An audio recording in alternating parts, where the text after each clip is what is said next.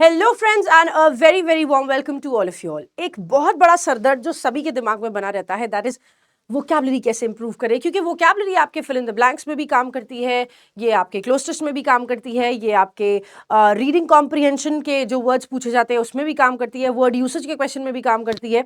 But ultimately अगर हम देखें सभी जगह पर आपसे सिर्फ और सिर्फ उस कॉन्टेक्स्ट के अकॉर्डिंग उसे पूछा जाता है। कभी ये नहीं पूछते कि उसका डायरेक्ट मीनिंग बता दो या डायरेक्ट एंटोनिम बता दो। वो जिस सेंस में आपके सेंटेंस में या फिर आपके पैसेज में यूज्ड है उस सेंस में इसका इस्तेमाल किया जाता है। And for the same reason हम यहां पर समझेंगे कि कैसे हम अपनी वोकैबुलरी को टारगेट कर सकते हैं। ठीक है, तो सबसे पहले आप समझ लीजिए कि अगर आप वोकैबुलरी को पढ़ना चाहते हो तो वो बच्चे जो न्यूज़पेपर से हाथ छुड़ाकर भागते हैं भाई, उनका भला हला भला होना बड़ा मुश्किल है। क्यों? रीजन बीइंग, आप जब इसके बारे में बात करते हो तो आपका पूरा का पूरा क्राइटेरिया, पूरा का पूरा पेपर डेवलप जो होता है। अब आप ये सोचो कि मैं कोई न्यूज़पेपर पढ़ लूं, अगर आप सोचो नहीं कोई मैं क्या बोल सकते हैं, अगर आप ये सोचो कि मैं कोई नया वर्ड पढ़ लूं या फिर कोई नई स्टोरी पढ़ लूं या फिर मैं कोई नई कहानी पढ़ लूं, तो देखो कहानी at one point of time आपको हेल्प करेगी, ultimately it's not going to help you out. Reason being, आपके पास जो कॉन्टेक्स्ट आ रहा है वो स्टोरी बेस्ड आ ही नहीं रहा है। आपके पास कॉन्टेक्स्ट आ रहा है फाइनेंशियल बेस्ड, आपके पास कॉन्टेक्स्ट आ रहा है टेक्नोलॉजी के ऊपर, आपके पास कॉन्टेक्स्ट आ रहा है एनवायरमेंट के ऊपर। तो अगर हम न्यूज़पेपर के थ्रू नहीं पढ़ेंगे तो हमें आइडिया नहीं लगेगा किस तरह की चीजों को हम डेवलप कर रहे हैं। ठीक है, अब देखो न्यूज़पेपर में सारी की सारी चीजें इंपॉर्टेंट नहीं होती है। एक तो आपको पता है ना, फ्रंट पेज पे जब कोई एडवर्टाइजमेंट निकाले तो भाई साहब भर भर के पैसा खर्चा होता है। दैट मीन्स फ्रंट पेज एक ऐसा पेज होता है जिसको कोई स्किप नहीं करता और सबसे पहले न्यूज़पेपर उठा के वहीं नजर जाती है। तो जितनी इंपॉर्टेंट इंफॉर्मेशन है वो ज्यादातर आपको फ्रंट पेज पे मिलेगी। प्लस प्लस आपका जो एडिटोरियल का सेक्शन है वो आपके लिए बहुत इंपॉर्टेंट है। क्यों? देखो ये आपके न्यूज बिल्डिंग में हेल्प करेगा। ठीक है, ये वाला जो पार्ट है फ्रंट पेज का, ये आपके न्यूज बिल्डिंग में हेल्प करेगा। तो ये सिर्फ हम ये नहीं बोलेंगे कि आपके इंग्लिश के पॉइंट ऑफ व्यू से जरूरी है, बल्कि ये आपके जीए के पॉइंट ऑफ व्यू से भी जरूरी है। अब बात करें एडिटोरियल सेक्शन की, तो ये एक ऐसी चीज है जो आपको आपके अंडरस्टैंडिंग को डेवलप कराती है। ठीक है, आपकी अंडरस्टैंडिंग एबिलिटी अच्छी होती है, आपकी रीडिंग एबिलिटी अच्छी होती है, आपको नए नए सेंटेंस स्ट्रक्चर्स मिलते हैं, मतलब कि हम किस तरह से सेंटेंस को लिखें तो उसका क्या मीनिंग निकलता है ना। ये सब चीजें आपके एग्जामिनेशन पॉइंट ऑफ व्यू से काफी ज्यादा इंपॉर्टेंट है। अब बात ये आई, क्या हमें पूरा फ्रंट पेज पढ़ना है, क्या हमें पूरा एडिटोरियल पढ़ना है, क्या हमें क्या क्या चीजें पढ़नी है ये तो बता दो, और कैसे करनी है ये भी बता दो। तो भाई देखो एडिटोरियल का सेक्शन जो होता है, आप कभी ये मत सोचो कि मुझे पूरा एडिटोरियल पढ़ना है। ठीक है, आप कभी ये मत सोचो कि मुझे पूरा फ्रंट पेज पढ़ना है। नहीं, आप सॉरी, हम हमेशा कहते हैं 30 to 40 मिनट्स का समय आप पूरे दिन में निकालिए। 40 मिनट्स आपका ऑन द टॉप साइड होना चाहिए। प्रायोरिटी 40 मिनट्स को दो, 45 मिनट्स को दो।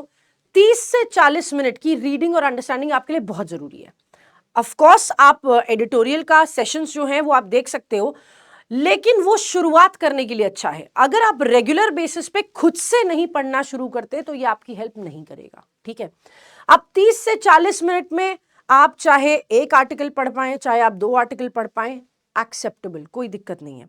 शुरुआत में कभी भी अपने से बहुत ज्यादा डिफिकल्ट आर्टिकल उठा के मत पढ़ना, फाइनेंशियल आर्टिकल उठा के मत पढ़ो, धीरे धीरे अपने अंडरस्टैंडिंग को डेवलप करना शुरू करो। ठीक है, तो क्या करा आपने, जैसे एक आर्टिकल उठाया, हो सकता है पहले दिन आप पूरे आर्टिकल को ना समझ पाए, कोई दिक्कत नहीं है। अगर आज आप उठाते हो, ये सबसे बड़ा अपने आप को शाबाशी दो कि आज मैं ये करना शुरू कर रहा हूं, लेकिन 2 दिन बाद ड्रॉप मत कर देना, है ना।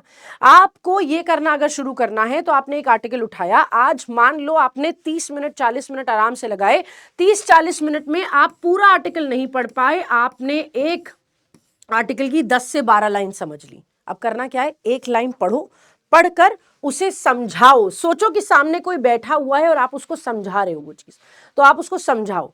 फिर उसके बाद क्या करोगे, अगर पूरा सेंटेंस नहीं समझ में आ रहा, कोई बात नहीं, सेंटेंस को आधा आधा कर दो, आधा पहले समझो फिर आधा समझो, फिर दोनों को मिला के, अब सामने सोचो कोई बैठा हुआ है उसको समझाना है, उसको समझाओ। ठीक है, इससे आपकी रीडिंग और अंडरस्टैंडिंग डेवलप होगी। अब ऑफ कोर्स ये आपकी रीडिंग अंडरस्टैंडिंग डेवलप कर रहा है, नो डाउट, लेकिन इन्हीं के बीच में आपको कुछ कुछ वर्ड्स मिलेंगे जो आपके लिए आपने नहीं देखे होंगे। देखो, मैक्सिमम बच्चा क्या करता है, वर्ड मिला तुरंत गूगल करो, वर्ड मिला तुरंत गूगल करो, वर्ड मिला तुरंत गूगल करो। ये काम करने से ना आप अपने आप को गूगल पे बहुत ज्यादा डिपेंडेंट कर रहे हो। ये काम पहले नहीं करना है। फर्स्ट ऑफ ऑल क्या करना है, जब आप सेंटेंस पढ़ ही रहे हो ना, उस सेंटेंस के पढ़ते समय जो वर्ड यूज हुआ है उस वर्ड को अगल बगल के सेंटेंस को पूरा पढ़ो, उससे एक लाइन पहले पढ़ो, उससे एक लाइन बाद में पढ़ो, वो वाली लाइन पढ़ो, उससे खुद ही से अपना कॉन्टेक्स्ट निकालने की कोशिश करो। आप जब एग्जाम में जाओगे, एग्जाम में अगर आपको कोई वर्ड मिल गया जो आपको नहीं समझ में आ रहा है, ऑब्वियसली वहां तो गूगल नहीं है ना, तो गूगल करके नहीं देख सकते। तो अपनी अंडरस्टैंडिंग को डेवलप करना है, इसलिए पहले सेंटेंस को समझो कि वो क्या कहना चाह रहा है। उसके बाद जो आपने समझ लिया, उसके बाद आप उस वर्ड की मीनिंग चेक कर सकते हो। ठीक है, लोग कहते हैं नोटबुक नहीं बनानी है, हम कहते हैं वोकैब की नोटबुक एक बना लीजिए। ठीक है, वोकैब की नोटबुक ऐसी बना लीजिए कि जैसे आज आपने पूरे आर्टिकल में से आपको 5 से 7 वर्ड्स मिल गए जो आपको बिल्कुल ही नहीं समझ में आए। पहले तो आप वो वर्ड अपने आप से मीनिंग निकालने की कोशिश करना, अगर वही मीनिंग आपने निकाल ली, वेल एंड गुड, बहुत बढ़िया। वो वर्ड्स जिसकी मीनिंग आप खुद से नहीं निकाल पाए, वो वर्ड्स जिनका कॉन्टेक्स्ट आप खुद से नहीं समझ पाए, उन वर्ड्स की आप वोकैबुलरी नोटबुक बना लो। अब नोटबुक बना के छोड़ नहीं देना है भाई। ठीक है, नोटबुक बनाने के बाद आपके लिए बहुत इंपॉर्टेंट चीज है क्या, कि आप इस चीज को रिवाइज करते रहें। कैसे रिवाइज करेंगे, हर 10 दिन में, 10 डेज, इन एवरी 10 डेज अपना टेस्ट ले लो, बताओ इस वर्ड का मीनिंग क्या है। उस वाली साइड को छुपा दो, एक साइड वर्ड लिखो, एक साइड मीनिंग लिखो, है ना। तो वर्ड मीनिंग वाली साइड को छुपा दो, वर्ड वाली साइड से अपने आप से पूछो इसका क्या मीनिंग है, बताओ इसका क्या मीनिंग है। आप देखना आपको अपने अंदर इतना ज्यादा इंप्रूवमेंट दिखेगा ना इसकी वजह से। अच्छा, ये वोकैबुलरी को समझने से पहले 2 काम अगर हम कर लेना तो हमको बहुत आसानी हो जाएगी। ठीक है, कैसे, जब भी आप वोकैब देखने जाओगे, जब भी आप वोकैबुलरी लर्न करने जाओगे, तो 2 चीजें आपको हेल्प करती है। एक, उसकी पार्ट ऑफ स्पीच क्या है। ठीक है, इसको आइडेंटिफाई कैसे करें, तो नाउन ION में एंड होता है, ITY में एंड होता है, ISM में एंड होता है, AGE में एंड होता है, यू कैन से NESS में एंड होता है। ये सब वर्ड्स जो हैं आपके नाउन बनाते हैं, ये हमको समझ में आ जाए। IVE में एंड हो रहा है, OUS में एंड हो रहा है, BLE में एंड हो रहा है, ABLE में एंड हो रहा है, FUL में एंड हो रहा है, IC में एंड हो रहा है, ये सब एडजेक्टिव बना रहे हैं। ये कैसे आइडेंटिफाई कर सकते हैं। Verb ISE, IZE, ATE, IFY, ये सब में एंड हो रहा है, इट्स मेकिंग अ वर्ब। तो ये पार्ट ऑफ स्पीच अगर हम आइडेंटिफाई कर लेना बहुत आसान हो जाएगा। तो जब आप नोटबुक भी बनाओगे तो ये याद रखना, आप वर्ड लिखोगे, वर्ड के साथ साथ उसका पार्ट ऑफ स्पीच लिखोगे, जैसे जो भी है, अगर एडजेक्टिव है तो एडजेक्टिव, वर्ब है तो वर्ब, ऐसा लिख दो, है ना। पार्ट ऑफ स्पीच लिखोगे और उसके बाद उसकी मीनिंग लिखोगे। ठीक है, ये काम करने से आपको बहुत सारा इंप्रूवमेंट मिलेगा, क्योंकि पार्ट ऑफ स्पीच पता होनी चाहिए, वरना पता है क्या होता है, स्ट्रेंथ और स्ट्रेंथन में फर्क पता नहीं चल पाता। ठीक है, अवेक और अवेकन में पता नहीं चल पाता कौन सा क्या है, कोई एडजेक्टिव है, कोई वर्ब है, कोई वर्ब नाउन के फॉर्म में यूज हो रहा है। ठीक है, पार्ट ऑफ स्पीच प्लस अगर आप रूट वर्ड्स के थ्रू पढ़ पाए तो आपको बहुत ज्यादा हेल्प मिलेगी कि कोई वर्ड अगर लगाया जाए तो वो कहां पर क्या मीनिंग निकालेगा। ठीक है, जैसे हमने अगर कहीं पर फिकेशन ऐड किया है, फिकेशन, पर्सोनिफिकेशन, रेक्टिफिकेशन, फिकेशन ऐड किया है, फिकेशन हमेशा एक प्रोसेस को बताता है ना। अगर हमने सोम्न ऐड किया है तो हमें स्लीप को बताएगा। अगर LOQU ऐड किया है तो वो हमें बात करने की बात करेगा, स्पीक, टॉक।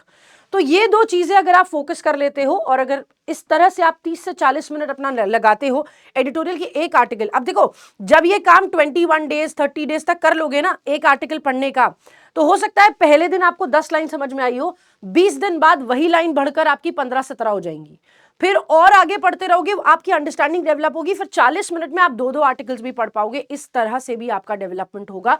तो ये आपके लिए एक्सट्रीमली इंपॉर्टेंट है कि आप इस तरह से इसको पर काम करना शुरू करें। ठीक है, और भाई अपने आप से देखो, अगर इसको पकड़ोगे तो बहुत अच्छे से पकड़ना, छोड़ोगे तो सिर्फ अपनी बर्बादी के लिए छोड़ोगे, और हम वो बिल्कुल नहीं चाहते। I would suggest you to start doing this so that this helps you in the best way possible. ठीक है, चलिए, तो ये न्यूज़पेपर वाली बात हमने आपको बता दी है। इसके अलावा जो इंपॉर्टेंट इन्फॉर्मेशन हम आपको दे दें, बैंक महापैक पे प्रीलिम्स, मेंस और इंटरव्यू प्लस डिस्क्रिप्टिव राइटिंग, सारी की सारी पेपर्स की तैयारी होती है। 18 से ज्यादा एग्जाम्स कवर करके 1 ईयर का सब्सक्रिप्शन 2799 में और 2 ईयर का 3999 में आपको अवेलेबल मिल जाता है। इसके अलावा जो बच्चे आगे 2025-26 के एग्जाम के लिए प्रिपेयर कर रहे हैं, वो रुद्रा बैच 2025 के लिए आपको आ चुका है। जल्दी इसकी क्लासेस स्टार्ट होने वाली हैं, तो आप इसको ज्वाइन कर सकते हैं जरूर। पीओ और मिशन पीओ और एसबीआई क्लर्क क्रैश कोर्स, ये दोनों आपके इसी साल जो फरवरी मार्च में एग्जाम होने वाले हैं उनके लिए है। और ये 2 बैचेस आपके फाउंडेशन लेवल के, ये ऑलरेडी आपको दे दिए गए हैं। अगर आप सोच रहे हो कि मेरे पास ऐसा कुछ हो जाए कि 20 साल के एसबीआई पीओ और एसबीआई क्लर्क के प्रीवियस ईयर सॉल्व पेपर्स मुझे मिल जाए, तो वो भी आपके लिए अवेलेबल है पीडब्ल्यू स्टोर, फ्लिपकार्ट और अमेजॉन पे। Detail theory, example, techniques, exercise और क्वेश्चन सबके साथ अगर आपको किताब चाहिए तो एक परफेक्ट बुक आपके पास है, द्रोणा मॉड्यूल सेट, जो 6 किताबों का मॉड्यूल है। ठीक है, तो इससे आप ज्यादा से ज्यादा हेल्प लीजिए।